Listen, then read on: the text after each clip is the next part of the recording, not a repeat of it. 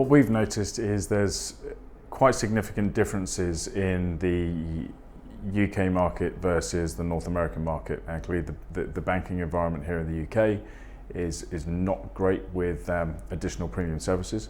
The banking market in the US does seem to be more on the forward foot with additional services, and that I would assume plays into how you drive the product in North America as you grow your presence in Brooklyn. Perhaps you could point a little to what the ideas are around how you're approaching the market in the US, where you can talk about it. Okay. I will also say that you're helping us to hire in the States, which is really helpful. So I guess the first thing to say is that we're just starting in the US. It is part of our longer term plan when we get also further funding. So we're just at the beginning stages of building out our Brooklyn office, and we did take a while to figure out where we wanted to be. I think we've really chosen the right place.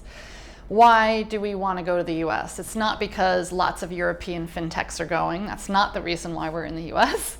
The reason why we're in the US is that we really believe that our offer is going to resonate even better in the US than it even does here, and it's already resonating quite well in Europe, the UK and Europe.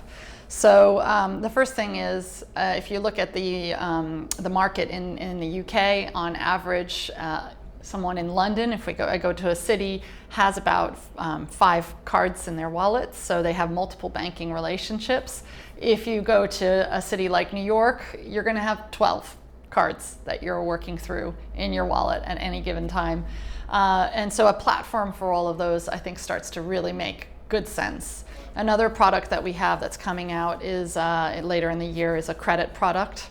Again, it makes a lot of sense when you're making a purchase, particularly a large purchase, to have some credit facilities, whether you want to pay in installments or pay a bit later. There's a lot of options for you to do.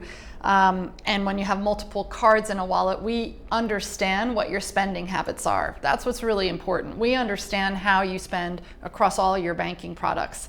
So when we see that, we're able to make instant decisions about how much money we might be able to give you if you're making a larger purchase, or whether we can give you those installments to allow you to be able to purchase something that might be more onerous for you to do in the beginning.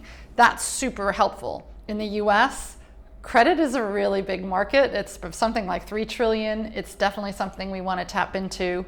And again, once you have multiple card and you understand somebody's spending habits, it gives you a better ability to be able to meet their needs. As you think to the future business and how to structure Curve, including new funding rounds, what do you have to consider when you're hiring?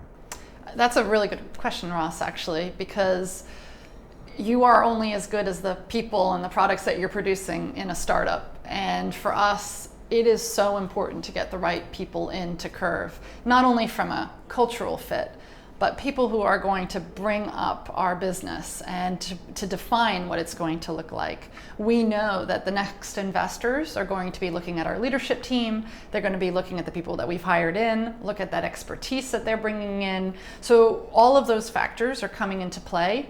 And it's really important for us to get the right people coming in. They need to work well with the people who are already here, but they also have to bring in so many new skills so that we can move forward in so many different areas, because we are growing in a lot of different areas, whether it's geographic or product mixes. And so far, it's been going pretty well.